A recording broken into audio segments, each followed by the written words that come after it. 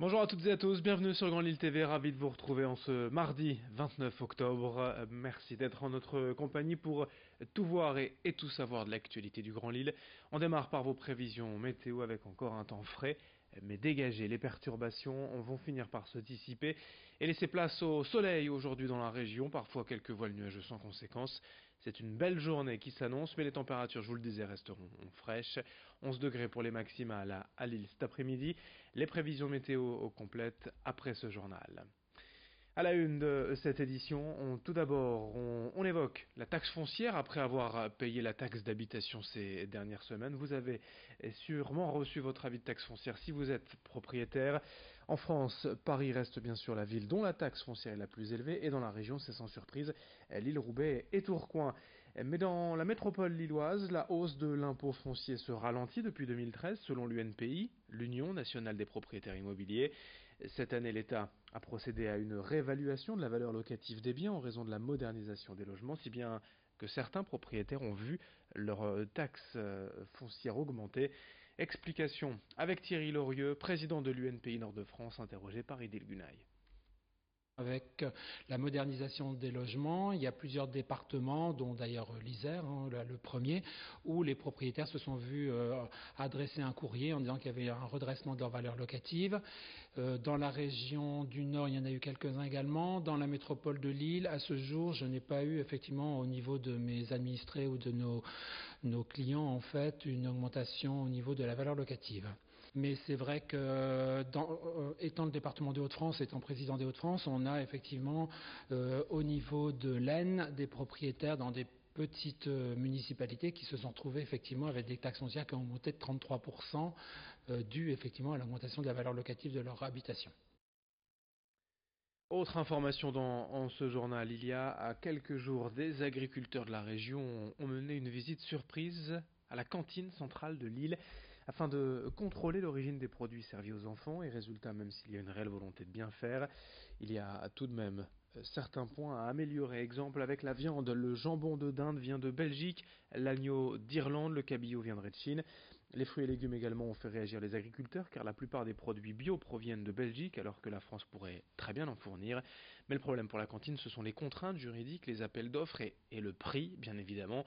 Autant de critères pas toujours simples à faire cohabiter. Explication recueillie par Rémi Desremaux avec l'un des agriculteurs qui a mené cette visite. Le jour où ils font une appel d'offres, ils nous disent ici, c'est le discours qu'on a eu à la métropole aux cuisines de Lille. Le discours, il était là, il a dit bah oui, on est passé par un sous-traitant parce qu'il savait produire du bio et du local. Le seul problème, c'est que ces grossistes mentent. Et le jour de la livraison, ils amènent quoi, ils disent à Lille, vous voulez quoi? Vous voulez du bio ou du local? On n'a pas les deux. La cuisine de Lille, elle dit on veut du bio. Donc voilà, c'est pour ça que ça arrive de si loin, et c'est pour ça que... Et si demain on court-circuite des fois ces intermédiaires-là, on arrivera à répondre plus facilement à du bio et du local. En cette fin du mois d'octobre, c'est également la fin de la saison pour les pommes dans la région. Les récoltes se terminent après 10 semaines de cueillette dans les vergers. Et quel est le bilan pour les producteurs de la région? Ici à Annelin, Thomas Coupé exploite 10 hectares et fait pousser une dizaine de variétés de fruits en vente en gros mais aussi au détail via la cueillette libre. Cette saison, les pommiers ont été bien généreux mais ont donné des pommes plus petites par rapport aux années précédentes. En cause évidemment la météo capricieuse. Cette saison trop sèche cet été et la pluie est arrivée un peu trop tard ces dernières semaines. Les rendements seront donc plus faibles cette année. Explication et le bilan de cette saison au micro d'Idil Gunaï. On a eu une saison assez atypique. On a démarré avec une période de gel au mois d'avril.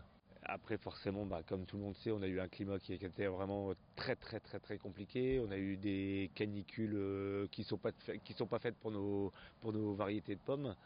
Et une sécheresse vraiment dramatique pour les pommes. Ce qui fait on avait le nombre de pommes sur les arbres. Mais au moment de la récolte, on s'est retrouvé avec, au lieu d'avoir 4 pommes au kilo, on s'est retrouvé avec 6, 7 pommes au kilo, ce qui fait qu'on a perdu entre 20, 30, 40% selon les variétés, excepté en jaune à gold, de dernière variété d'aujourd'hui, où les rendements sont normaux. Dans le reste de cette édition, on enchaîne avec des images de verdure et de campagne, toujours au cœur de la métropole lilloise et pour longtemps, on l'espère, du côté des villes concernées, au nord-ouest de l'agglomération.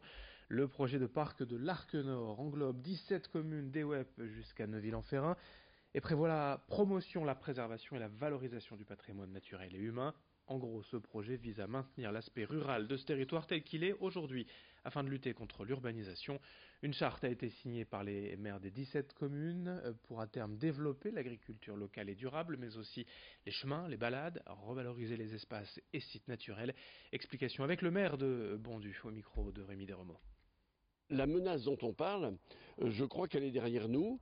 Les lois Grenelle, l'état de la planète, le réchauffement climatique, tout ceci nous conduit, l'ensemble des élus d'ici et d'ailleurs, à prendre des décisions qui sont vraiment très intéressantes, très positives, pour pouvoir effectivement préserver l'essentiel et valoriser.